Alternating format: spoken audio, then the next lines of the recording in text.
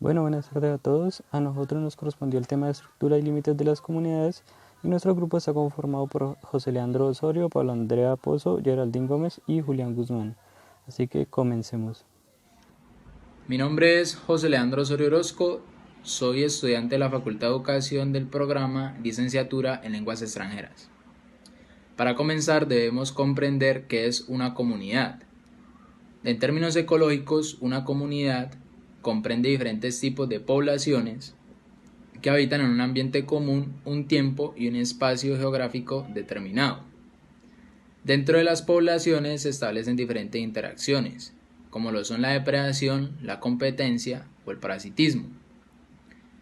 Como esto ocurre dentro de las poblaciones, de igual manera las poblaciones se ubican dentro de una misma comunidad, lo que nos da a entender que una comunidad es todo un sistema integrado.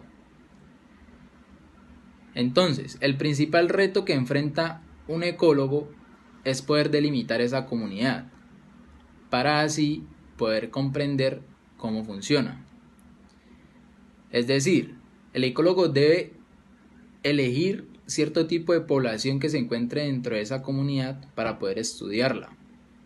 Por ejemplo, dentro de una laguna habitan peces, algas, aves alrededor de la laguna, entra en juego la temperatura y la capacidad de la laguna.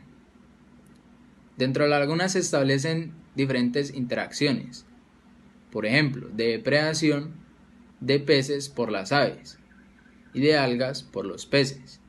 Interacciones de competencia entre diferentes poblaciones de peces que se alimentan de una misma población de algas. Interacciones de parasitismo que afectan a diferentes tipos de poblaciones de animales y de plantas. ¿Ya? Todo esto está ocurriendo en un mismo ambiente.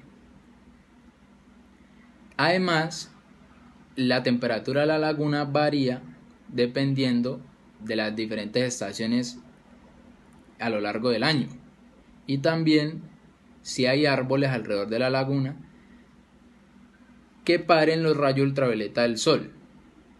También otro aspecto a tener en cuenta es el tamaño de la laguna. Y esto se establece por los diferentes arroyos que la alimenten. Todas estas particularidades nos dan a entender que las comunidades son un sistema integrado pero muy complejo para su estudio, ¿ya? Es por esto que a continuación mis compañeros van a explicar y hablar un poco sobre algunas particularidades y características que permitan describir, comprender y comparar las comunidades, ¿ya? Las cuales son la composición específica, la riqueza y diversidad y la estructura vertical. Bueno, yo hablaré sobre la composición específica. Todas las especies tienen un grupo el cual se denomina o cataloga como comunidad. Esto es algo fundamental para tener en cuenta para saber cuál es la estructura y cómo se denomina. Todas las especies, sean vegetales o animales, tienen una historia la cual las hace identificarse como esa misma especie. Esto también abarca cómo se adapta fisiológicamente o morfológicamente a esta comunidad. También esto demuestra sus condiciones ambientales y su proceso de vida. Hay algunas especies las cuales se denominan uritópicas, es decir, que se adaptan mucho más fácil a cualquier tipo de comunidad, que de pronto no hay una restricción o como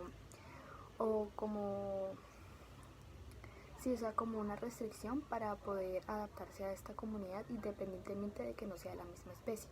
Pero hay otras especies las cuales sí se restringen un poco más a la hora de querer adaptarse a otras especies y simplemente pues se quedan en su comunidad y en su especie.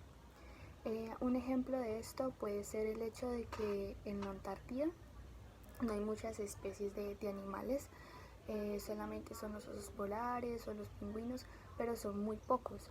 Mientras que si nos vamos a la selva, hay muchas especies las cuales pueden convivir juntas y se pueden formar como una comunidad independientemente de la especie que sea.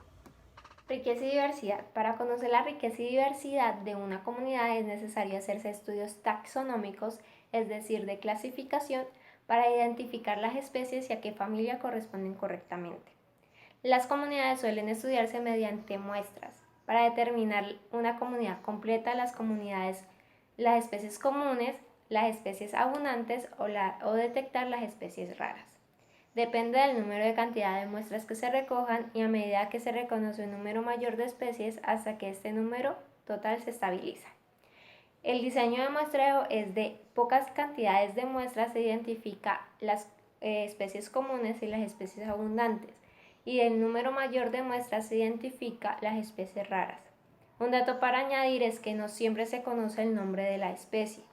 Por esto es también difícil determinar cuáles individuos pertenecen a qué familia y a qué especie.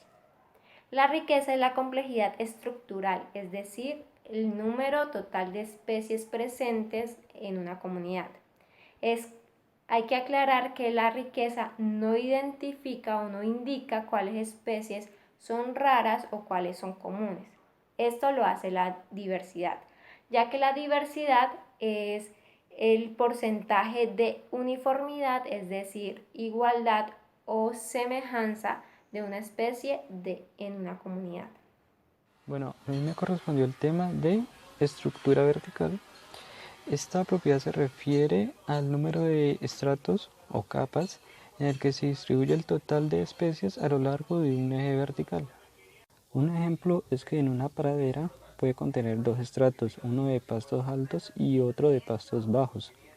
También otro ejemplo que podemos dar es en un bosque donde puede contener varios estratos, por ejemplo, un estrato superior de árboles altos, un estrato de árboles medianos y un estrato bajo compuesto por arbustos a nivel del suelo. Estos diferentes estratos condicionan la penetración de la luz y la composición de la atmósfera.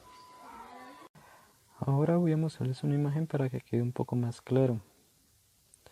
Como podemos ver en la imagen, se observan diferentes tipos de estructuras verticales, donde el estrato superior está compuesto por árboles ampliamente espaciosos, el estrato medio son árboles de menor altura y sus capas son dispersas, y en la parte inferior encontramos los arbustos, árboles jóvenes, insectos, hierbas altas al nivel del suelo, y por debajo de este vemos las raíces.